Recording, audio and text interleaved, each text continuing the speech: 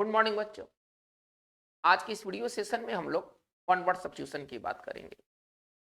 ये जो one word substitution का जो वीडियो सेशन होगा, ये केवल वन वर्ड सब्स्टिट्यूशन का ही नहीं होगा। आप ये जो बोर्ड पर जो आप वर्ड्स देख रहे हैं, इसमें कई वर्ड्स जो हैं वो एंटोनिम्स, सिनोनिम्स और फिल इन द ब्लैंक्स में भी मददगार साबित होते हैं। इस वन वर्ड सब्स्टिट्यूशन के क्लास में हम लोग उन वर्ड्स को भी देखेंगे जो कि सिनोनिम्स और एंटोनिम्स की दृष्टि से काफी महत्वपूर्ण है। और इसमें से तो कई वर्ड्स ऐसे हैं जो कि प्रीवियस एग्जाम्स में वो विभिन्न रूपों में पूछे जा चुके हैं। ये वर्ड सेशन जो होगा आपके लिए काफी इंपॉर्टेंट होगा, आगे आने वाली परीक्षाओं के लिए बहुत और बहुत उपयोगी साबित होने वाले हैं। आप इस वीडियो सेशन को अंत तक देखें, आप जरूर लाभान्वित होंगे, ऐसा मैं आशा करता हूं। तो चलिए इस वीडियो सेशन की शुरुआत करते हैं। सबसे पहला वर्ड हमारा है एब्डिकेट। देखिए एब्डिकेट का मतलब क्या होता है ना, राजा द्वारा सिंहासन से उतर जाना, है ना, अब्डिकेट कहलाता है। यदि कोई राजा सिंहासन से उतर जाता है, ठीक है ना, अपने आने वाले सक्सेसर को जगह देता है, तो अब्डिकेट करता है। तो अब्डिकेट को हम कैसे एक्सप्लेन करेंगे? अब्डिकेट को हम इस प्रकार से एक्सप्लेन करेंगे। पहला हमारा ये वर्ड है टू गिव अप, ठीक है ना, टू गिव अप थ्रोन, ठीक है ना, सिंहासन को त्याग देना, सिंहासन छोड़ देना, ये क्या कहलाता है? अब्डिकेट, ठीक है ना, ये कहलाता है अब्डिकेट। और इसका अर्थ होता है सिंहासन त्यागना।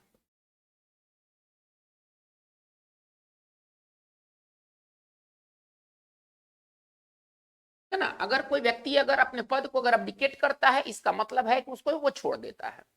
चलिए देखिए, सिंहासन से ही संबंधित एक और वर्ड है, ठीक है ना, वह है अजर्फ।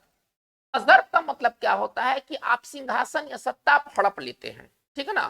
तो एंटोनिम्स तो नहीं होगा, लेकिन इसी से एक रिलेटेड वर्ड है। अजर्फ इसका एंटोनिम्स नहीं होगा, लेकिन वो वर्ड सिंहासन से रिलेटेड है। तो अगर कोई व्यक्ति अगर किसी सिंहासन को या किसी सत्ता को अगर अजर्फ करता है, यानी कि उसे छीन लेता है, हड़प लेता है। अजर्फ पार्ट ऑफ स्पीच में वर्ब का बहुत इंपॉर्टेंट वर्ड है ये, ठीक है ना। ये कई बार एग्जाम्स में पूछे जा चुके हैं और हमारे डेली यूजेस में भी ये सब वर्ड इस्तेमाल होने वाले हैं। तो अगर कोई व्यक्ति किसी पद को, किसी सत्ता को अजर्फ करता है, तो उसे छीन लेता है, हथिया लेता है। तो इसका सिंपल अगर हम हिंदी कहें तो हड़प लेना, ठीक है ना। हड़प लेना क्या? तो सत्ता या गद्दी। चलिए, तो ये बात अब्डिकेट और अजर्फ की हुई। हम आगे बढ़ते हैं। हमारा जो नेक्स्ट वर्ड आप देख रहे हैं वो है अब्जियोर। देखिए अब्जियोर का मतलब क्या होता है? यदि कोई व्यक्ति, कोई देश, कोई संस्था किसी तरह की विचारधारा को, जो वो विचारधारा मानती है, उसको वो पब्लिकली छोड़ देती है, पब्लिकली त्याग देती है, कसम खा के छोड़ती है कि अब हम इस चीज का पालन नहीं करेंगे, अब हम इसको नहीं मानेंगे, हम ऐसा व्यवहार नहीं करेंगे। तो किसी व्यवहार को या किसी तरह के विचारधारा को त्याग देना अब्जियोर कहलाता है। अब्जियोर का मतलब होता है कसम खा करके छोड़ना, सौगंध खा करके छोड़ना। तो इसको हम किस प्रकार से लिखेंगे? तो चलिए अब हम अब्जियोर की ओर लौटते हैं। तो कैसे लिखेंगे? पब्लिकली, ठीक है ना, publicly give up, give up, ठीक है ना, way of behaving, way of behaving या आइडियोलॉजी। चलिए इसका अर्थ क्या हुआ? देखिए, सार्वजनिक तौर पर, पब्लिकली आप कोई चीज को सार्वजनिक तौर पर, ठीक है ना, आप त्याग करते हैं। तो किस चीज को त्याग करते हैं? आप जैसा बर्ताव करते हैं, आप अपने बर्ताव, जो आपके गलत बर्ताव है, आप उसको त्यागते हैं, या आपकी जो विचारधारा है आप उसको त्यागते हैं। तो इसका जो शाब्दिक अगर हिंदी होगा वो होगा कसम खाकर किसी चीज को छोड़ देना, विशेष तौर पर आपकी विचारधारा, आपके अपने व्यवहार। तो इसका मतलब इसके लिए एक वर्ड क्या होगा? इसके लिए एक वर्ड होगा अब्जियोर, ठीक है ना। अब्जियोर का हिंदी क्या होगा? सौगंध खाकर छोड़ना, सौगंध खाकर छोड़ देना किसी विचारधारा को, किसी वे ऑफ बिहेविंग को। जैसे देखिए, जो आधुनिक जो चीन है, चीन एक साम्यवादी देश है, लेकिन अब कहने के लिए साम्यवादी देश है। जब आप उसके बारे में जानकारी लेंगे तो पता चलेगा कि उसने साम्यवाद को छोड़ दिया है। हालांकि वो पब्लिकली ऐसा नहीं कहा है, लेकिन एक तरह से साम्यवाद से उसने तौबा कर लिया है, ठीक है। अगर हमको ऐसा कहना है, चलिए काल्पनिक ही सही, सच्चाई से इसका कोई मतलब नहीं है, हमें लिखना है कि आधुनिक चीन ने साम्यवाद को त्याग दिया है। साम्यवाद क्या? एक विचारधारा है, ठीक है। हम कैसे लिखेंगे? The modern China, the modern China ठीक है ना, हैज ऑब्जियोर्ड कम्युनिज्म। कम्युनिज्म मतलब होता है साम्यवाद। साम्यवाद एक थॉट है, एक आइडियोलॉजी है। ठीक है ना, आधुनिक चीन ने, ठीक है ना, ऑब्जियोर कर लिया है कम्युनिज्म से। तो चलिए ये हमारा एब्डिकेट और क्या कहते हैं ऑब्जियोर हमारा क्लियर हो गया है। चलिए हम आगे आते हैं, हमारा जो तीसरा जो है वो है अबिस। देखिए अबिस क्या होता है, एक वैसा गहराई जिसका कोई पेंदी ना हो। एक हम नीचे जा रहे हैं, पेंदी होता है ना तब जाकर के कोई चीज जाकर रुक जाता है, लेकिन ये ऐसी गहराई है जिसका कोई पेंदी ही नहीं है। कोई चीज नीचे जा रहा है कहां जाकर रुकेगा पता नहीं है, इसको कहते हैं अबिस। अबिस में होल होगा, एक गड्ढा होगा, गहराई होगा, लेकिन उसमें कोई बॉटम नहीं होगा, बॉटमलेस होल होगा। ठीक है ना, तो चलिए बहुत इंपॉर्टेंट है अबिस, और इसको हम डेली यूजेस में भी देखते हैं। तो हमारा जो नेक्स्ट जो थर्ड वर्ड है वो है अबिस। इसको कैसे एक्सप्लेन करेंगे, deep bottomless, deep bottomless hole को, ठीक है ना, हम अबिस कहते हैं। इसका मतलब आप गर्त समझ लीजिए, है ना, कोई चीज गर्त में जा रहा है पता नहीं जाके कहां रुकेगा। ठीक है ना, उस गहराई को अबिस कहते हैं। तो डीप बॉटमलेस, ठीक है ना, होल को क्या कहेंगे, अबिस। और इसके लिए अगर सरल अगर हिंदी की बात करें तो इसका सरल हिंदी होता है गर्त। ठीक है ना, कोई चीज गर्त में जा रहा है इसका मतलब है कि वो जा रहा है रुकने का नाम नहीं ले रहा है, क्योंकि उसके बॉटम नहीं है। ठीक है ना, बॉटम होता तब जाकर रुकता। ठीक है, तो ये हमारा अब्डिकेट, अब्जियोर और अबिस क्लियर हो गया है। चलिए हम लोग बात को आगे लेके चलते हैं।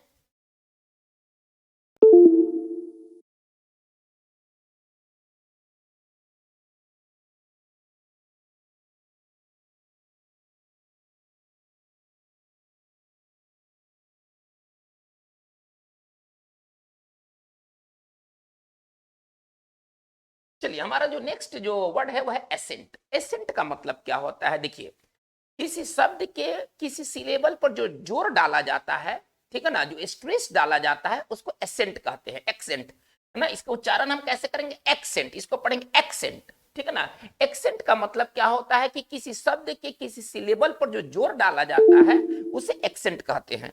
बहुत इंपॉर्टेंट ये वर्ड है। नंबर 4 देखा जाए, ठीक है ना, नंबर 4 क्या कहता है, स्ट्रेस, ठीक है ना, given to a syllable, stress given to a syllable is called accent। ठीक है ना, इसको कहा जाता है एक्सेंट। देखिए ये इतने कंफ्यूजेबल एक्सेंट है, इतने कंफ्यूजेबल है, जैसे कि देखिए मैंने इसके लिए वर्ड क्या बोला, एक्सेंट बोला। ठीक है ना, तो एक्सेंट का मतलब होता है ध्वनि बल या स्वराघात। ठीक है ना, हम किसी सिलेबल पर कैसे जोर देते हैं ना, इसको एक्सेंट कहा जाता है। जैसे कि एक वर्ड है, हम लोग इसको कैसे पढ़ते हैं, चलिए एक मैं आपको पढ़ के सुना रहा हूं। ये वर्ड है फोटोग्राफी, लेकिन अगर इसको अगर सही तरीके से पढ़ा जाए तो हम ऐसे पढ़ेंगे, फोटो फोटो। देखिए पी को मैं हल्का सा बोल रहा हूँ, शुरू का जो चीज है ना वो हल्का सा बोल रहा हूँ, टो को ना मैं थोड़ा सा जोर दे रहा हूं। तो हम इसको कैसे बोलेंगे, फोटोग्राफी। ठीक है ना, तो फोटोग्राफी में स्ट्रेस कहां दिया जा रहा है, टी के ऊपर। ठीक है ना, तो वो उसका एक्सेंट होगा। देखिए दो एक्सेंट और हैं, और इस तरह से ये है ना कंफ्यूजेबल पेयर बनाते हैं। एक एक्सेंट आपका ये है। अब इसी का अगर पूछ दे, यही 4 नंबर सवाल जो है वो पूछ दे कि stress given to a syllable को हम क्या कहेंगे। Option A ascent, option B ascent, option C accent. देखिए ये तीनों कैसे बराबर दिखते हैं, ये तीनों कैसे आपस में बराबर दिखते हैं। अभी तो ठीक है, अभी तो बोर्ड है, आपको सारी बात समझ में आ जाएगी कि इसका आंसर ये होगा, ये तो ठीक है। लेकिन यही जब चीज जब क्वेश्चन पेपर के रूप में आएंगे तो आपकी समस्या बढ़ जाएगी।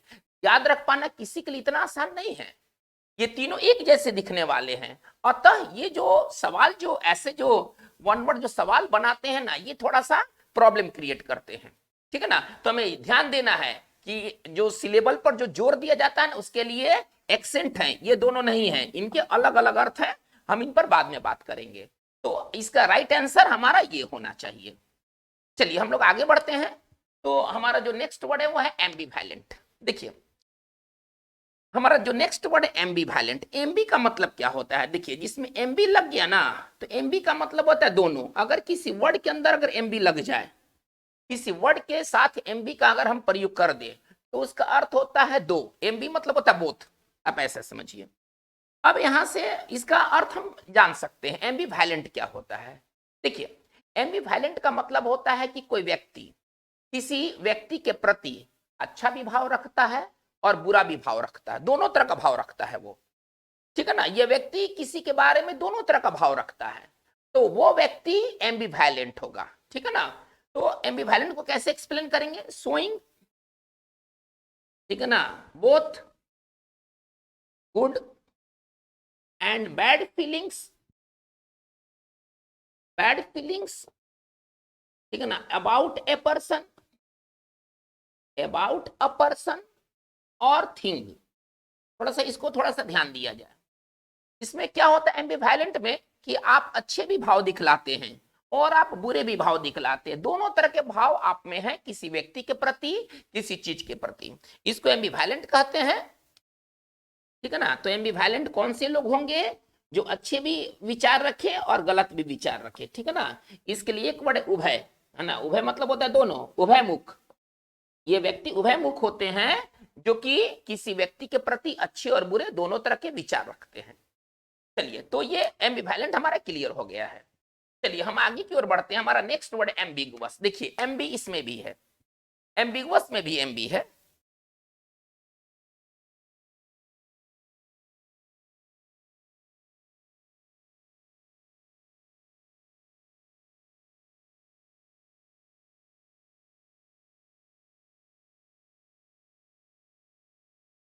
चलिए, एम्बिगुअस का मतलब क्या होता है, देखिए यहां भी नंबर 6 में हम बात कर रहे हैं, एम्बिगुअस में भी एमबी लगा है। यहां भी एमबी का अर्थ क्या निकलेगा, दोनों, ठीक है ना। यहां भी एमबी का अर्थ निकलेगा दोनों।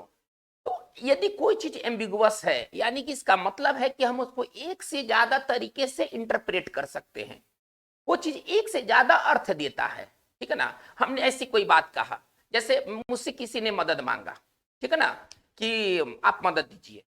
मैंने कहा कि अच्छा देखेंगे, अच्छा देखेंगे, अच्छा देखेंगे, इस वाक्य में ना एम्बिगुअस अर्थ है। अच्छा देखेंगे मतलब होगा तो मदद करेंगे या होगा तो मदद नहीं भी करेंगे। मैंने ये नहीं कहा कि हाँ मदद करेंगे, मैंने ये भी नहीं कहा कि अच्छा मदद नहीं करेंगे, मैंने कहा कि अच्छा देखेंगे। अच्छा देखेंगे ये कौन सा स्टेटमेंट है, ये एक एम्बिगुअस स्टेटमेंट है ना। इसमें दोनों अर्थ निकलते हैं, हाँ भी और ना भी, ठीक है। तो अगर एम्बिगुअस को तोड़ के लिखा जाए तो कैसे लिखेंगे, having, having more than, having more than one meaning. जिसके एक से ज्यादा अर्थ हो वो चीज क्या होता है, वो चीज एम्बिगुअस होता है, ठीक है ना। वो चीज एम्बिगुअस होता है जिसका एक से ज्यादा अर्थ निकले, तो ऐसे चीज अस्पष्ट होते हैं। मैंने फ्रैंकली नहीं कहा कि मैं मदद करूंगा, मैंने ये भी नहीं कहा कि मैं मदद नहीं करूंगा, तो मेरा जो बात होगा वो कौन सा बात होगा, अस्पष्ट, ठीक है ना। इंग्लिश में कहें तो एम्बिगुअस। तो कैसे लिखेंगे, having more than one meaning, इसके लिए एक वर्ड क्या होगा, एम्बिगुअस होगा। इसके लिए एक और वर्ड है, ठीक है ना, एक और वर्ड है, वो भी बहुत बढ़िया वर्ड, इक्विवोकल, है ना। इसके लिए एक और वर्ड है इक्विवोकल। अगर शाब्दिक अर्थ कहा जाए तो इसका शाब्दिक अर्थ होगा अस्पष्ट, ठीक है ना। यदि कोई स्टेटमेंट एम्बिगुअस स्टेटमेंट है तो वो साफ साफ नहीं है। चलिए, ये तो हमारा एम्बिगुअस क्लियर हो गया है। हम इस एम्बिगुअस के जगह पर हम इक्विवोकल का भी यूज कर सकते हैं। इक्विवोकल का भी यही अर्थ होता है जिसके एक से ज्यादा अर्थ निकले। चलिए, हमारा जो नेक्स्ट हम देखते हैं हमारा है आर्टिफैक्ट। आर्टिफैक्ट क्या होता है, देखिए ये मानव निर्मित वस्तु होते हैं जिनका अपना महत्व होता है, ठीक है ना। ये ऐसे मानव निर्मित वस्तु हैं जिनका अपना हिस्टोरिकल या कल्चरल इंटरेस्ट होता है।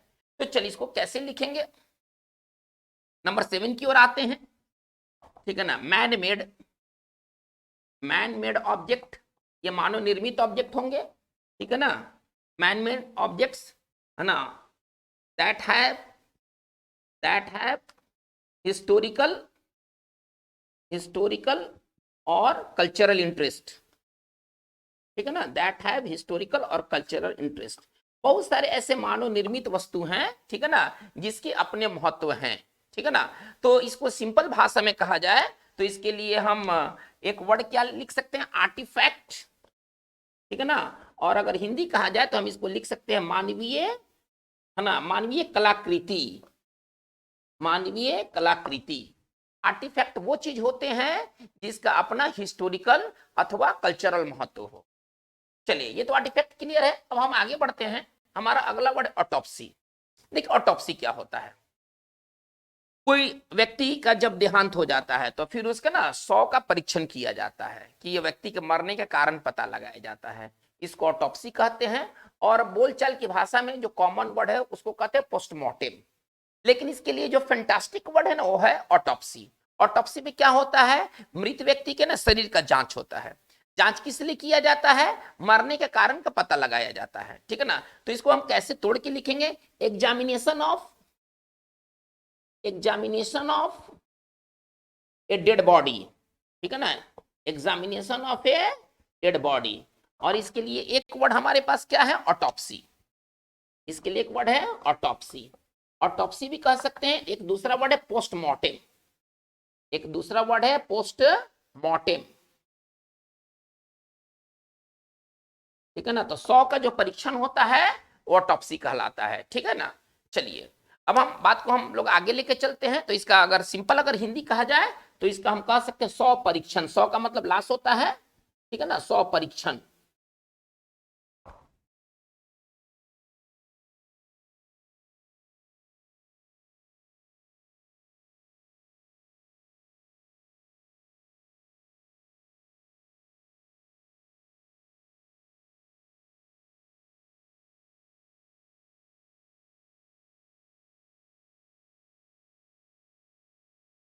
चलिए हम आगे बढ़ते हैं, हमारा अगला वर्ड है बैफल। देखिए बैफल का क्या अर्थ है, किसी व्यक्ति को पूरी तरह से चकित कर देना, ठीक है ना, उसको कंफ्यूज कर देना, ये बैफल कहलाता है।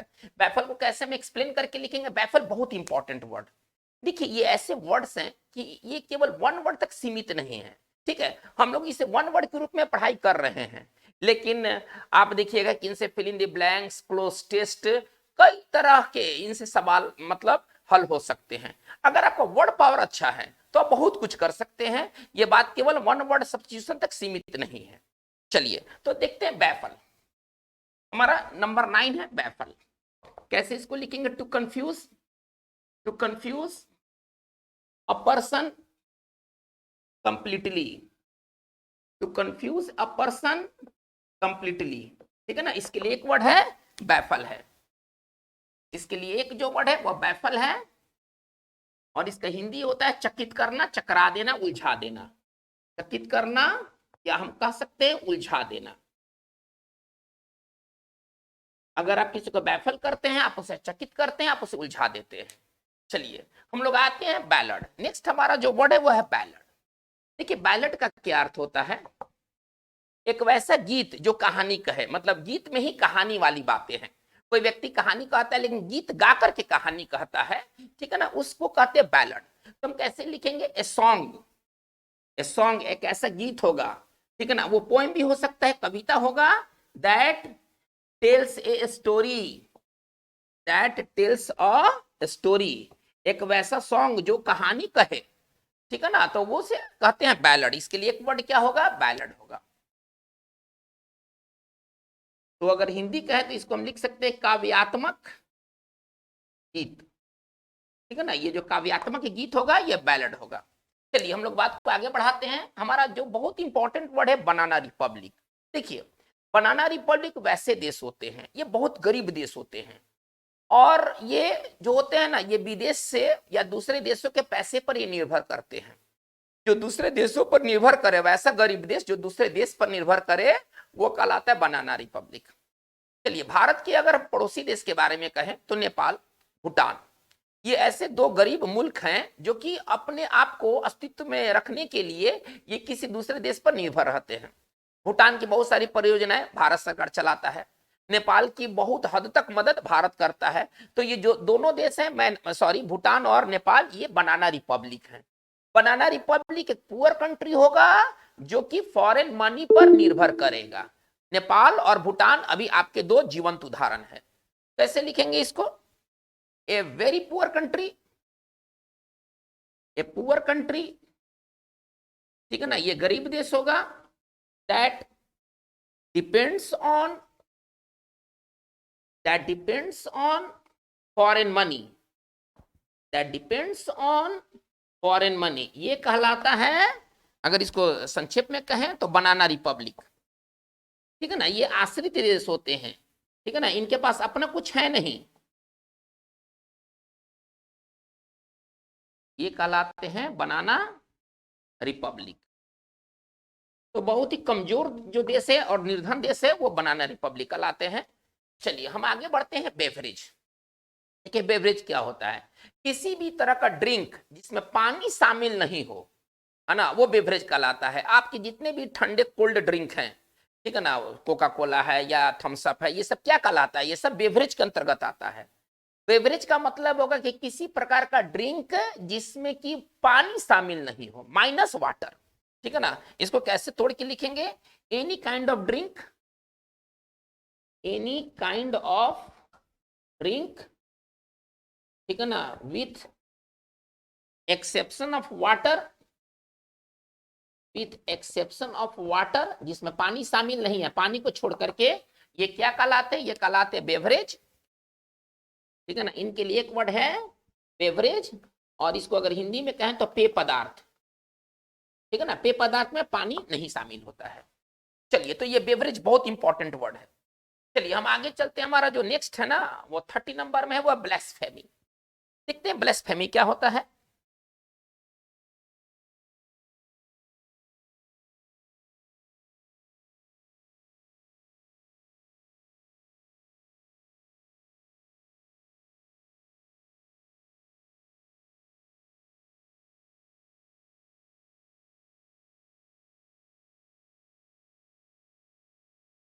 देखिए ब्लेस्फेमी का मतलब होता है ना कि ईश्वर के बारे में आपत्तिजनक बात कहना, ठीक है ना, रिलीजन के बारे में आपत्तिजनक बात कहना ब्लेस्फेमी कहलाता है। ये वर्ड जो है ना ये कई बार पूछा गया है, ये वन वर्ड में ना, सीजीएल में, सीपीओ में, सीएचएसएल में, आर्मी क्लर्क, मतलब कई प्रकार के परीक्षा में ना ये ब्लेस्फेमी पूछा गया है। तो ब्लेस्फेमी जो है ना, आप देखिएगा कि ये इंटरनेशनल चीज है, ठीक है ना। किसी के बारे में आप अनाप शनाप कहते हैं, धार्मिक चीजों के बारे में, तो आप जो है ना ब्लेस्फेमस है, ठीक है ना। तो ब्लेस्फेमी आपको ये नियमित रूप से मिलने वाले वर्ड है, चूंकि ऐसे मामले दुनिया भर में हर दिन कहीं ना कहीं होते रहते हैं। चलिए, तो बहुत इंपॉर्टेंट वर्ड है हमारा ब्लेस्फेमी। कैसे लिखेंगे इसको,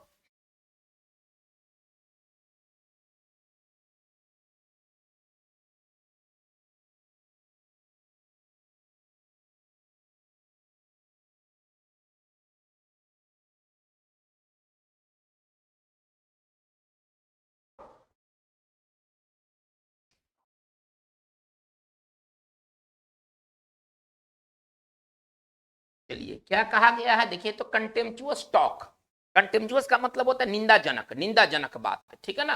आप निंदाजनक बात करते हैं। चलिए इसको हम और क्लियर करने के लिए यहाँ पर इसका हिंदी हम नोट कर देते हैं, ठीक है ना। आप किसी धर्म के बारे में अथवा गॉड के बारे में जो आप निंदाजनक बात करते हैं, ये क्या कहलाता है, ये कहलाता है ब्लेस्फेमी कहलाता है। अगर इसको अगर सरल हिंदी में लिखें तो इसको सरल हिंदी होगा इस निंदा, मतलब ईश्वर की निंदा। चलिए ये तो ब्लेस्फेमी वाली बात हो गई। हम आगे बढ़ते हैं, हमारा अगला वर्ड है ब्लॉकबस्टर। देखिए बहुत ही सफल फिल्म या बहुत ही सफल किताब को ना ब्लॉकबस्टर कहते हैं, ए वेरी सक्सेसफुल फिल्म या बुक, ठीक है ना।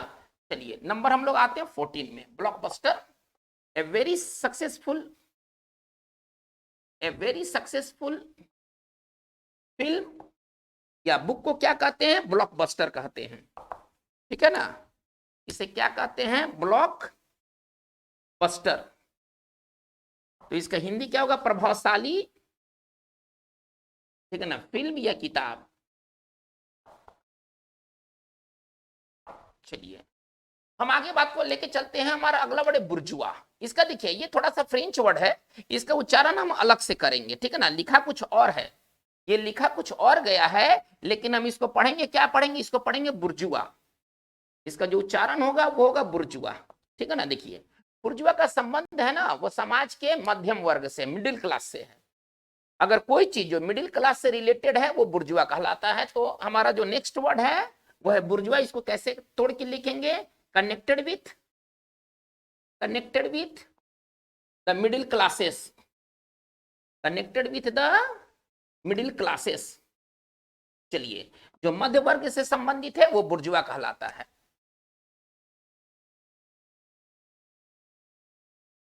ठीक है ना। इसको आप कह सकते हैं मध्य वर्ग। जैसे कि अगर हम कहते हैं कि बुर्जुआ वोटर्स, अगर हम कहते हैं कि बुर्जुआ वोटर्स, अब बताइए कि ये वोटर्स कैसे वोटर्स होंगे?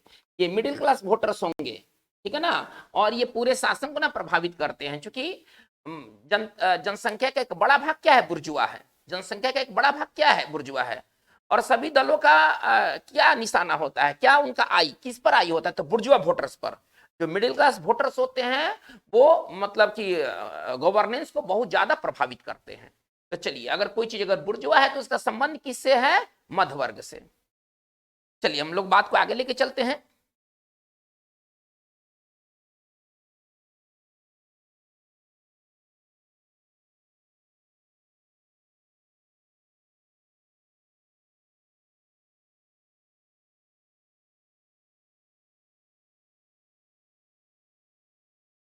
चलिए, हमारा जो नेक्स्ट वर्ड है वह है बॉर्डलेराइज। देखिए, बॉर्डलेराइज का मतलब क्या होता है? यदि आप किसी फिल्म से अथवा किसी किताब से आपत्तिजनक बात को हटाते हैं तो आप उसको क्या करते हैं? बॉर्डलेराइज करते हैं। मतलब इसको आप ऐसे समझिए कि परिशुद्ध करना। इसके लिए एक और बढ़िया सिनोनिम से एक्सपर्जेट। अगर आप बॉर्डलेराइज करते हैं किसी फिल्म को या किसी किताब को तो आप उसके ऑब्जेक्शनेबल पार्ट को हटाते हैं, ठीक है ना। तो चलिए चलते हैं, हमारा जो नेक्स्ट वर्ड है नंबर 14, बॉर्डलेराइज। चलिए, बॉर्डलेराइज क्या कहता है? सॉरी, थोड़ा सा क्रम यहाँ पर थोड़ा सा गलत क्रम हो गया। 14, 15, ये 16 होना चाहिए। चलिए, ये 16 होना चाहिए, ठीक है ना, ये 17।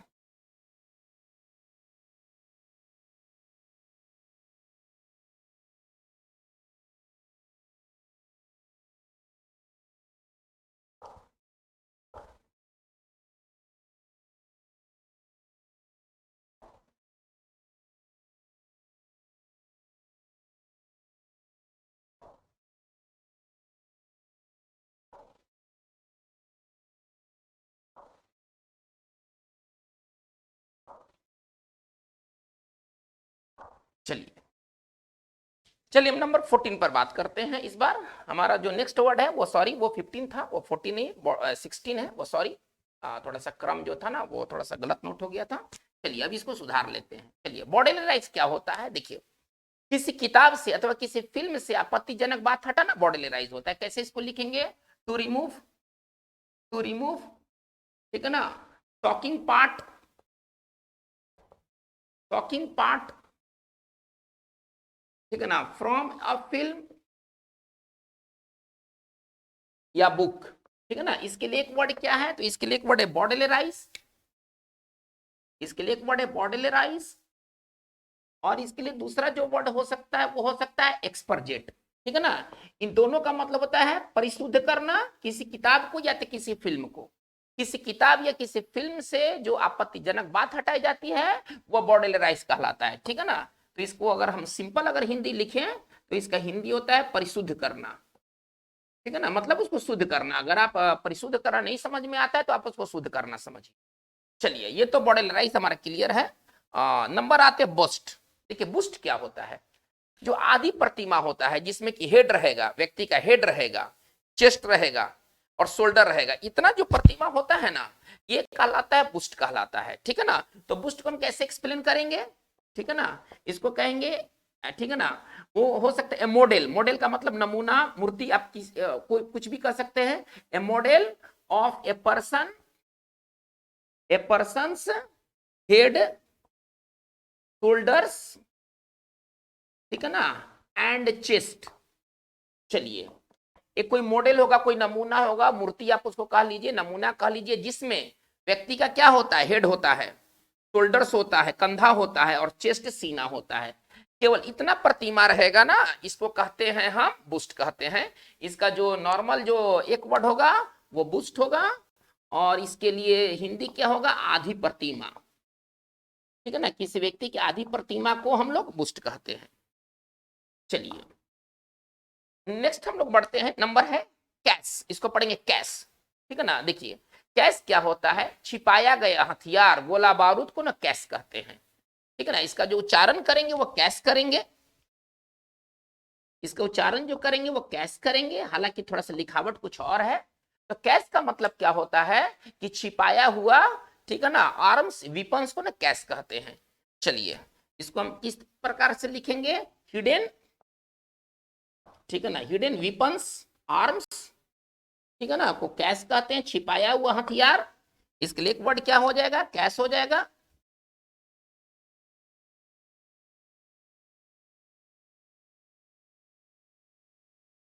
छिपाया हुआ हथियार, ये हथियारों का जखीरा जो होता है ना, वो कैश होता है।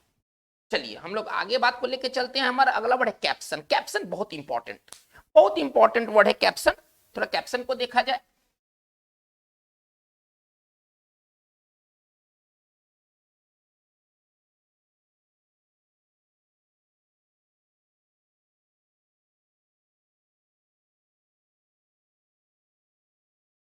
देखिए कैप्शन में क्या होता है ना कि देखिए फोटो के नीचे जो अंकित वर्ड होते हैं, ठीक है ना, आप लोगों ने कोई फॉर्म भरा होगा तो आप अपने नीचे अपना नाम लिखते हैं, डीओबी लिखते हैं, या किसी व्यक्ति के फोटो के नीचे जो प्रिंटेड जो वर्ड होते हैं ना, वो कहलाता है कैप्शन। आप सेलफोन में जब आप फोटो क्लिक करते हैं ना, तो नीचे कैप्शन का एक जगह आता है, आप क्या कुछ लिखना चाहते हैं, तो उस जो लिखावट होता है ना, उसका इंग्लिश वर्ड है कैप्शन। चलिए कैप्शन को कैसे तोड़ के लिखेंगे, नंबर 19 में हम लोग हैं। Printed words, printed words, printed words, ठीक है ना, अंडर ए पिक्चर। प्रिंटेड वर्ड्स अंडर ए पिक्चर, इसको क्या कहते हैं, एक वर्ड इसके लिए है कैप्शन। बहुत इंपॉर्टेंट ये वर्ड है, ठीक है ना। तो इसको सिंपल भाषा में कैसे लिखेंगे, फोटो के नीचे अंकित शब्द को, ठीक है ना, कैप्शन कहते हैं, अंकित शब्द को कैप्शन कहते हैं। चलिए हम लोग बात को आगे लेके चलते हैं। कैप्शन के बाद कारकेस होता है। देखिए जो जानवर का जो डेड बॉडी होता है, ठीक है ना, वो कारकास होता है। जैसे हाथी कोई मर गया, हाथी के लाश को क्या कहेंगे, हाथी के लाश को कहते हैं कारकास। तो कोई भी जानवर का जो डेड बॉडी होता है वो कारकास कहलाता है, ठीक है ना, लाश कहिए, ठीक है ना, व्यक्ति का कॉर्प्स होता है। व्यक्ति अगर कोई देहांत कर जाए तो उसके डेड बॉडी को कॉर्प्स कहेंगे, और जो जानवर अगर डेड कर जाए तो उसके डेड बॉडी को कारकास कहेंगे। तो कारकास क्या होता है, ठीक है ना, डेड बॉडी, इसको सिंपल भाषा में लिखा जाए, dead body of an animal. किसी जानवर के लाश को क्या कहा जाता है, कारकास कहा जाता है। एग्जाम्स के लिए बहुत इंपॉर्टेंट। देखिए एग्जाम्स में बहुत टफ टफ वन वर्ड नहीं पूछे जाते हैं, वो सब वन वर्ड यूजफुल वर्ड जो है, जो इंपॉर्टेंट वर्ड्स हैं, जो वर्ड्स जो कि इन दिनों करेंट में हैं, वही वर्ड से संबंधित वन वर्ड पूछे जाते हैं। ऐसा कोई वन वर्ड नहीं पूछा जाता है कि उसका कोई स्टूडेंट जवाब ना दे पाए। तो बहुत इंपॉर्टेंट है कि डेड बॉडी ऑफ एनिमल को क्या कहते हैं, तो उसके लिए एक वर्ड है कारकास। कारकास का मतलब होगा जानवर का लाश। जानवर का जो लाश होता है वो कारकास होता है। चलिए आगे बढ़ते हैं। नेक्स्ट हमारा जो वर्ड है, चलिए कनाड। कनाड का मतलब क्या होता है, कोई झूठी रिपोर्ट, झूठी खबर को कनाड कहते हैं, ठीक है ना। इसको हम कह सकते हैं फॉल्स न्यूज, फॉल्स न्यूज, ठीक है ना। फॉल्स न्यूज के लिए एक वर्ड क्या है, कनाड है, झूठी खबर, ठीक है ना। किसी व्यक्ति के बारे में ना कनाड फैलाया जाता है। कनाड का मतलब क्या होता है, झूठी खबर को कनाड कहते हैं। चलिए आगे देखा जाए, हमारा जो नेक्स्ट वर्ड है वो है कार्सिनोजेनिक। देखिए यदि कोई चीज कार्सिनोजेनिक है, इसका मतलब है कि उसमें कैंसर पैदा करने वाली एबिलिटी है। जो कैंसर पैदा करे, जो कैंसर को कॉज करे, वो क्या कहलाता है, कार्सिनोजेनिक। कार्सिनोजेनिक का संबंध कैंसर पैदा करने से है। जैसे तंबाकू, तंबाकू क्या करता है, कैंसर पैदा करता है। तो तंबाकू में कौन सा एबिलिटी है, कार्सिनोजेनिक एबिलिटी। तो चलिए कार्सिनोजेनिक को कैसे तोड़ के लिखेंगे, ठीक है ना, likely to cause, likely to cause cancer, जो कैंसर उत्पन्न करे, ठीक है ना, जो कैंसर उत्पन्न करे वो क्या कहलाता है, उसके लिए एक वर्ड है, ठीक है ना, कार्सिनोजेनिक, कार्सिनोजेनिक। इसके लिए एक वर्ड अगर लिखे तो कैंसर जनक। जैसे कि सिगरेट, जैसे कि तंबाकू, जैसे जितने भी टोबैको प्रोडक्ट हैं उसमें कौन सा गुण पाया जाता है, कार्सिनोजेनिक गुण पाया जाता है। चलिए आगे बात को लेके चलते हैं। तो कैविल, कैविल का मतलब क्या होता है, देखिए अगर आप किसी चीज के बारे में, किसी व्यक्ति के बारे में अनावश्यक शिकायत करते हैं, बेकार का शिकायत करते हैं तो आप कैविल करते हैं। कैविल के लिए एक्सप्लेनेशन किस तरह से होगा? To complain unnecessarily, to complain unnecessarily, ठीक है ना, अनावश्यक शिकायत करना। इसके लिए एक वर्ड क्या हो जाएगा? अगर आप किसी व्यक्ति के बारे में फालतू का शिकायत करते हैं, आप उसके बारे में कैविल करते हैं। कैविल के लिए हम क्या हिंदी लिख सकते हैं? अनावश्यक शिकायत करना। चलिए, जैसे कि किसी को कहना कि शिकायत करना बंद करो, ज्यादा बड़बड़ाना बंद करो और अपना काम करो, अगर हमको ऐसा कहना है, कैसे कहेंगे उसको?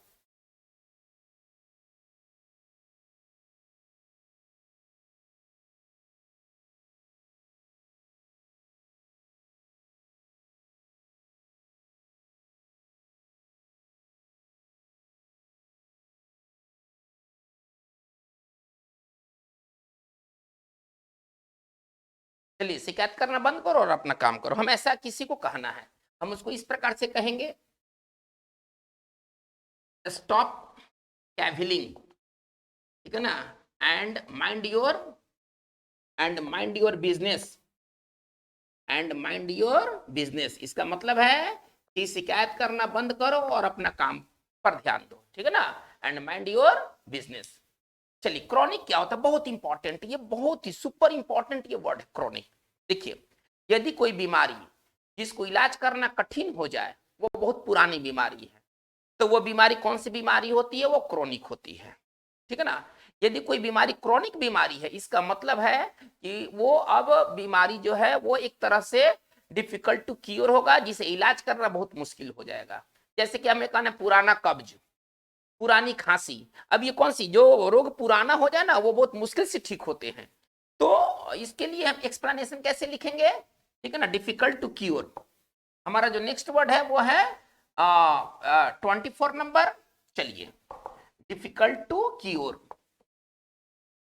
डिफिकल्ट टू क्योर, जिसका इलाज कठिन हो, ठीक है ना, और वो रोग पुराना हो, तो वो क्रॉनिक होता है। तो क्रॉनिक को हम कैसे तोड़ के लिखेंगे?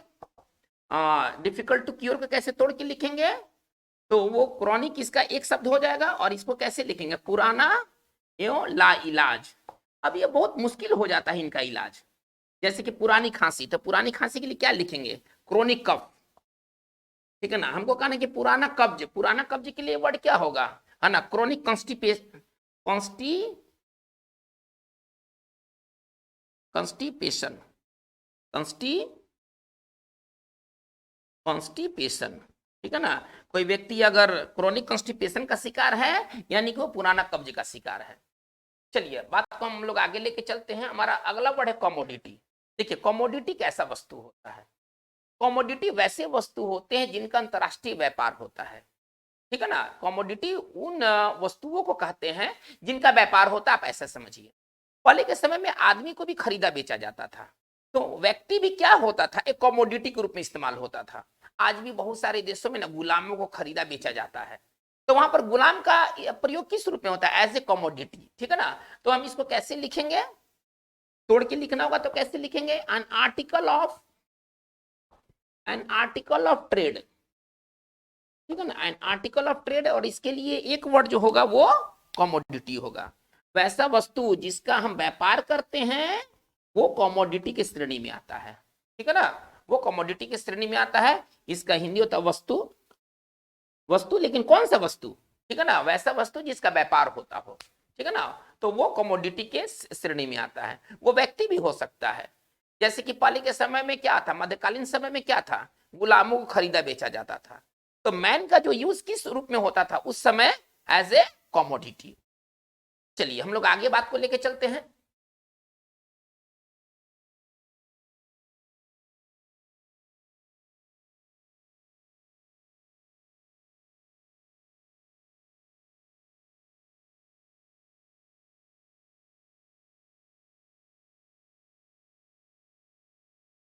चलिए, कम्यूट का मतलब क्या होता है? देखिए, किसी कठोर सजा के बदले कम कठोर सजा देना कम्यूट कहलाता है, मतलब सजा कम करना। जैसे कि किसी को मृत्यु दंड देना था, अब उसका जो सजा है वो आजीवन कारावास में बदल दिया गया, तो किसी टफ सजा को कम टफ सजा में बदलना, इसको कम्यूट कहते हैं, मतलब सजा कम करना, ठीक है ना। किसी के आजीवन कारावास को 10 साल में बदल दिया गया तो सजा को क्या किया गया, कम्यूट किया गया। तो चलिए कम्यूट को कैसे तोड़ के लिखा जाएगा, to replace a harsh punishment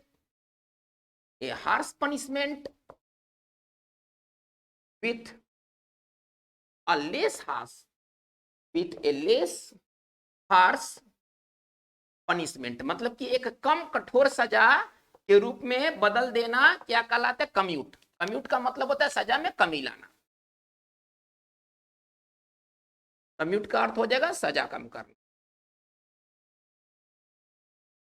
अगर किसी की सजा को आप कम्यूट करते हैं तो आप उसको कम करते हैं, ठीक है। चलिए क्विसाइन क्या होता है ना, इसका उच्चारण कैसे करेंगे, क्विसाइन, ठीक है ना।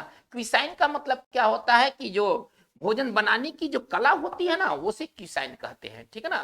क्विसाइन का मतलब क्या है, जिसका संबंध भोजन बनाने से है।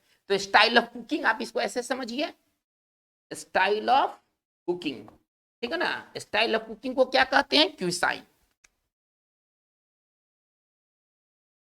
इसको हम कहते हैं पाक। पाक मतलब होता है भोजन माना पाक शैली, इसके लिए एक वर्ड हो जाएगा क्विसाइन। स्टाइल ऑफ कुकिंग को कहते हैं क्विसाइन। चलिए इसमें कुछ और वर्ड हम लोग ऐड कर लेते हैं। क्यूलिनरी, हमारा जो नेक्स्ट वर्ड होगा वो होगा क्यूलिनरी। बहुत इंपॉर्टेंट वर्ड, बहुत इंपॉर्टेंट वर्ड। देखिए क्यूलिनरी का संबंध किससे है, भोजन बनाने से है, ठीक है ना। क्यूलिनरी का संबंध भोजन बनाने से है। चलिए तो कनेक्टेड विथ कुकिंग, इसको हम किस प्रकार तोड़ के लिखेंगे, कनेक्टेड विथ कुकिंग, जिसका संबंध भोजन बनाने से हो वो उसे क्या कहते हैं, उसे कहते क्यूलिनरी। जैसे कि किसी व्यक्ति को ना भोजन बनाने का उसको कला नहीं मालूम है, तो उसके पास क्या नहीं है, उसके पास क्यूलिनरी आर्ट नहीं है। थोड़ा ध्यान दिया जाए, क्यूलिनरी स्किल नहीं है, ठीक है ना। एक वैसा मैगजीन, एक वैसा पत्रिका जिसमें भोजन बनाने वाली बात होती है, उस पत्रिका का क्या नाम होता है, क्यूलिनरी मैगजीन। तो यदि कोई चीज क्यूलिनरी है, आप ऐसे समझिए, यदि कोई चीज क्यूलिनरी है तो उसका संबंध किससे है, उसका संबंध भोजन बनाने से है। ये बहुत इंपॉर्टेंट वर्ड।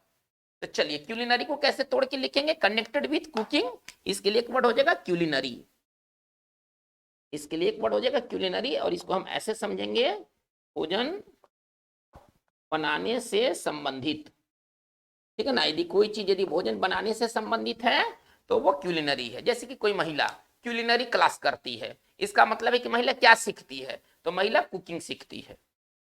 चलिए हम लोग बात को आगे ले चलते हैं।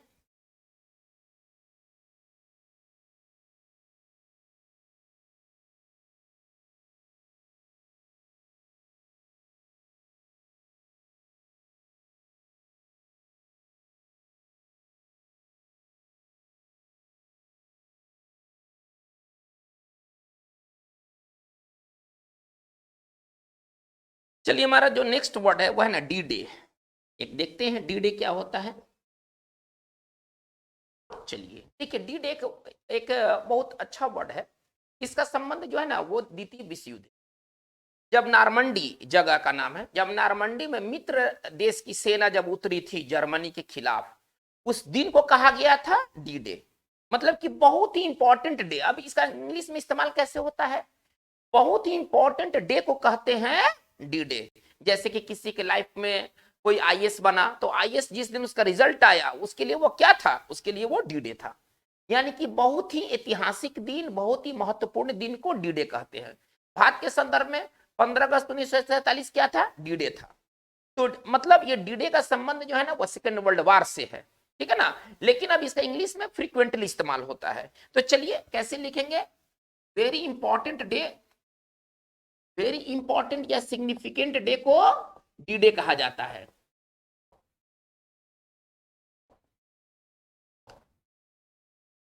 इसके लिए एक वर्ड है डी डे। ऐतिहासिक दिन आप इसको समझिए, सरल भाषा में कहें तो ऐतिहासिक दिन को कहा जाता है डी डे। चलिए देखिए डिस्टोपिया क्या होता है, हमारा अगला जो वर्ड है ना वह है डिस्टोपिया, ठीक है ना। हमारा अगला वर्ड जो है ना वह है डिस्टोपिया। देखिए डिस्टोपिया में क्या होता है ना कि हर चीज बैड होता है। एक ऐसा सिचुएशन माना गया है जहां पर हर चीज बैड हो, हर चीज गलत हो, आतंक का राज वहां पर हो। देखिए दो तरह का बात है, एक राम राज और एक है रावण राज। तो रावण राज का जो अंग्रेजी है वो है डिस्टोपिया, और राम राज्य का जो अंग्रेजी है वो है यूटोपिया। ठीक है ना। यूटोपिया क्या है, एक सिचुएशन है, इमेजिन किया गया है जहां पर सब कुछ अच्छा हो, ठीक है ना, तो वो यूटोपिया कहलाता है। आज जहां पर सब कुछ बैड हो वो डिस्टोपिया कहलाता है। आज अफगानिस्तान किस अवस्था में है, आज वहां पर आतंक राज है, वहां पर शासन तालिबानी के हाथों में चला गया है और वहां सब कुछ उलट पुलट हो रहा है। तो चलिए कैसे लिखेंगे, चलिए इसको तोड़ के कैसे लिखेंगे, सिचुएशन, सिचुएशन, ठीक है ना, इन विच एवरीथिंग बैड हैपेंस, जहां पर हर चीज गलत ही होता है। एक ऐसी स्थिति जहां पर हर चीज गलत हो वो कहलाता है, उसके लिए एक वर्ड है डिस्टोपिया, उसके लिए एक वर्ड है डिस्टोपिया। डिस्टोपिया में हर चीज गलत होता है, तो हम इसको कह सकते हैं आतंक राज, रावण राज। ये सिचुएशन भी हो सकता है या प्लेस भी हो सकता है, आप ऐसे समझिए, ठीक है ना। ये सिचुएशन ही नहीं, एक प्लेस भी हो सकता है जहां पर हर चीज बुरा ही होता हो, ठीक है ना। तो इसके लिए एक वर्ड हमारे पास है डिस्टोपिया, जिसका हिंदी होता है आतंक राज अथवा रावण राज। चलिए इसका अपोजिट क्या निकलेगा, इसका अपोजिट हो जाएगा यूटोपिया, इसका जो अपोजिट हो जाएगा वो हो जाएगा यूटोपिया।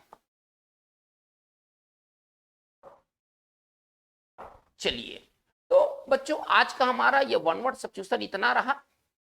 हम लोगों ने क्या देखा, ये सारे इंपॉर्टेंट वर्ड्स हैं, ठीक है ना, और ये केवल वन वर्ड तक ही सीमित नहीं है, ठीक है ना। इनकी इनकी मतलब उपयोगिता बहुत और बहुत ज्यादा है, ठीक है ना, इनकी उपयोगिता बहुत और बहुत ज्यादा है। चलिए एक बार क्विक रिवीजन कर लिया जाए। चलिए अब्डिकेट का मतलब क्या होता है, सिंहासन से उतर जाना, सिंहासन छोड़ देना, सिंहासन त्याग देना। एब्ज्योर क्या होता है, कसम खा करके किसी तरह की विचारधारा अथवा वे ऑफ बिहेविंग को त्याग देना, ठीक है ना। अब तौबा करते हैं इससे, अब नहीं काम करेंगे, अब शराब नहीं पिएंगे, अब इस बात को नहीं मानेंगे, ठीक है ना। अब हम मतलब कहने का मतलब है कि अब हम साम्यवादी नहीं है। तो इस तरह की विचारधारा या वे ऑफ बिहेविंग त्यागना अब्ज्योर कहलाता है। चलिए अब इसका मतलब क्या होता है, एक वैसी गहराई जिसका कोई पेंदी नहीं हो, अथाह गहराई, चीज जा रहा है रुकने का नाम नहीं ले रहा है, वो अबिस होता है। चलिए एक्सेंट क्या होता है, एक्सेंट का मतलब होता है किसी शब्द पर जोर देना, सॉरी शब्द के सिलेबल पर जोर देना अबिस होता है, सॉरी एसेंट होता है। किसी शब्द के सिलेबल पर जोर देना एक्सेंट कहलाता है। चलिए इसका मतलब हिंदी तो ध्वनि बल होता है। एम्बिवैलेंट क्या होता है, एम्बिवैलेंट में व्यक्ति अच्छा भी व्यू दिखलाता है और बैड भी व्यू दिखलाता है किसी के प्रति, उसमें ना दोनों व्यू होते हैं, ठीक है, वो एम्बिवैलेंट कहलाता है, जिसका हिंदी है उभयमुखी। चलिए हम आते हैं आर्टिफैक्ट क्या होता है। देखिए आर्टिफैक्ट वैसा मैन मेड ऑब्जेक्ट होता है, मानव निर्मित वस्तु होता है, जिसके हिस्टोरिकल ऐतिहासिक या सांस्कृतिक महत्व हो, ठीक है ना, वो आर्टिफैक्ट्स कहलाते हैं। अब देखिए ना हड़प्पा संस्कृति में जो पाए गए हैं, ठीक है ना, तरह तरह के मुहर है या तरह तरह के बर्तन पाए गए हैं, वो क्या है, वो आर्टिफैक्ट है। वो केवल बर्तन उसको नहीं समझे, उसका हिस्टोरिकल महत्व है, ठीक है ना, उन चीजों का हिस्टोरिकल महत्व है, तो वो आर्टिफैक्ट है। ऑटोप्सी क्या होता है, किसी डेड बॉडी का एग्जामिनेशन करना, ठीक है ना, ऑटोप्सी कहलाता है। इसके लिए दूसरा वर्ड है पोस्टमार्टम। चलिए बैफल का मतलब क्या होता है, किसी को पूरी तरह से चकरा देना, बैफल कहलाता है। बैलेड क्या होता है, वैसा गीत जिसमें कि कहानी कहा गया हो, वह बैलेड कहलाता है। आगे बढ़ते हैं। चलिए बनाना रिपब्लिक, ये वैसे गरीब देश होते हैं जो अपने आप को चलाने के लिए फॉरेन मनी पर निर्भर करते हैं, ठीक है ना। चलिए बेवरेज क्या होता है, देखिए कोई भी ऐसा पेय पदार्थ जिसमें कि वाटर शामिल नहीं हो, उस पेय पदार्थ को बेवरेज कहते हैं। ये जितने भी ड्रिंक्स आते हैं ये सभी बेवरेज के कैटेगरी में आते हैं। चलिए ब्लास्फेमी क्या होता है, बहुत ही important word, blasphemy top class का वर्ड है ये, है ना। ईश्वर के बारे में या धर्म के बारे में निंदा करना ब्लास्फेमी कहलाता है, उनके बारे में कुछ अनाप शनाप बोलना ब्लास्फेमी कहलाता है। ब्लॉकबस्टर क्या होता है, बहुत ही सफल फिल्म या बहुत ही सफल किताब को ब्लॉकबस्टर कहते हैं। चलिए आगे बढ़ते हैं। बुर्जुआ, बुर्जुआ बहुत इंपॉर्टेंट वर्ड है। बुर्जुआ का मतलब होता है जिसका संबंध मिडिल क्लास से हो, ठीक है ना। जैसे कि हम लोग क्या है, मिडिल क्लास हैं, तो हम लोग के लिए एक वर्ड क्या है, बुर्जुआ है। आते हैं हम आगे, बॉडेलराइज। बॉडेलराइज का अर्थ होता है किसी किताब से अथवा किसी फिल्म से आपत्तिजनक बात को हटा देना, बॉडेलराइज कहलाता है। चलिए, बुस्ट का मतलब क्या होता है, किसी व्यक्ति की आधी प्रतिमा जिसमें हेड रहेगा, ठीक है ना, शोल्डर रहेगा और चेस्ट रहेगा, बस इतना जो प्रतिमा होता है ना, वो आपको बुस्ट कहलाएगा। चलिए, इसके बाद इसको कैश पढ़ेंगे। कैश का मतलब क्या होता है, छिपाया गया हथियार जो होता है ना, वो कैश कहलाता है, ठीक है ना। छिपाया हुआ हथियार को कैश कहते हैं, उसको आप जखीरा भी कह सकते हैं। कैप्शन क्या होता है, कैप्शन के बारे में हम क्या बताएं आपको, किसी पिक्चर के नीचे जो अंकित वर्ड होते हैं ना, वह कैप्शन कहलाते हैं। आप अपने सेलफोन में कैप्शन का ऑप्शन देख सकते हैं। जब आप फोटो क्लिक करते हैं तो नीचे कुछ लिखने के लिए ऑफर करता है, वो कैप्शन होता है। चलिए, कारकास क्या होता है, जो जानवरों का जो लाश होता है ना, उसको कारकास कहते हैं। चलिए, फिर हम लोगों ने क्या देखा है, कनाड। कनाड का मतलब कोई झूठी खबर को कनाड कहते हैं। फॉल्स न्यूज, फॉल्स रिपोर्ट को कनाड कहा जाता है। कार्सिनोजेनिक क्या होता है, कार्सिनोजेनिक वैसा चीज होता है जो कैंसर पैदा करता है, जैसे तंबाकू। चलिए, कैविल का मतलब क्या होता है, किसी व्यक्ति के बारे में अनावश्यक शिकायत करना, ठीक है ना, वो कैविल होता है। कैविल का मतलब होता है अनावश्यक शिकायत करना। क्रोनिक क्या होता है, कोई बीमारी यदि क्रोनिक है तो इसका मतलब है कि वह बीमारी पुराना है और उसे इलाज करना कठिन है, कष्टमय है, अब वो जल्दी इलाज नहीं होने वाला है वो, ठीक है। चलिए, कमोडिटी क्या होता है, कमोडिटी एक ऐसा चीज होता है जिसका व्यापार किया जाता है, ठीक है ना, व्यापार करने वाली वस्तु को कमोडिटी कहते हैं। चलिए, कम्यूट का मतलब क्या होता है, किसी कठोर सजा के बदले एक हल्की सजा देना कम्यूट कहलाता है। मतलब इसका हिंदी अगर कहें तो सजा में कमी लाना, है ना, कम्यूट का होता है। चलिए, क्विसाइन क्या होता है, क्विसाइन का मतलब होता है भोजन बनाने की जो विधि होता है ना, स्टाइल होता है, इसको क्विसाइन कहते हैं। चलिए, हमारा अगला जो वर्ड है वह है क्यूलिनरी। क्यूलिनरी का संबंध किससे है, तो भोजन बनाने से है। कोई भी चीज, स्किल हो, मैगजीन हो, कोई क्लास हो, ठीक है ना, वो क्यूलिनरी क्लास होगा, क्यूलिनरी मैगजीन होगा। डी-डे का संबंध किससे है, किसी महत्वपूर्ण या ऐतिहासिक दिवस को डी-डे कहते हैं, ठीक है। और डिस्टोपिया क्या होता है, एक वैसा सिचुएशन होता है जहां हर चीज बुरा ही होता है, एवरीथिंग बैड हैपेंस। तो बच्चों, आज का हमारा ये वन वर्ड सब्स्टिट्यूशन का क्लास इतना ही रहा। फिर आगे आपको इस तरह के वीडियोस मिलेंगे, आप इनको पूरी तरह देखें, आप दूसरों को भी आप फॉरवर्ड करें, उन्हें बढ़ाएं, ठीक है ना। चैनल सब्सक्राइब नहीं किया है तो आप उन्हें सब्सक्राइब करें, ठीक है ना। और ये आपको कभी, मतलब कभी भी आप इसमें जो भी वर्ड्स देखेंगे आपको हमेशा वो फ्रूटफुल नजर आएंगे। ये केवल वन वर्ड ही नहीं, ये आपको साइनो, एंटो, फिल इन दी ब्लैंक्स, कई तरह के रूपों में काम करने वाले हैं। इसमें बहुत सारे वर्ड स्पेलिंग दृष्टिकोण से भी इंपॉर्टेंट है, जैसे ब्लेस्फेमी। थोड़ा सा और मैं बात करता हूँ, ब्लेस्फेमी शब्द से ना मिस स्पेल्ड वर्ड आते हैं। वो आता कैसे है ना, इसके बाद एच आपको डाल दिया जाएगा, जो कि गलत है ना। नॉर्मली ब्लेस में एच नहीं होना चाहिए, एस के बाद एच नहीं होना चाहिए। कमोडिटी में डबल एम है ना, सिंगल एम से आपको दे देगा। कम्यूट में डबल एम है, क्यूसाइन अपने स्पेलिंग के लिए इंपॉर्टेंट है। तो ये केवल वन वर्ड का क्लास नहीं है, ये क्लास बहुत सारे पर्पस को पूरा करता है। तो आज की बात बस इतना ही। Thank you very much.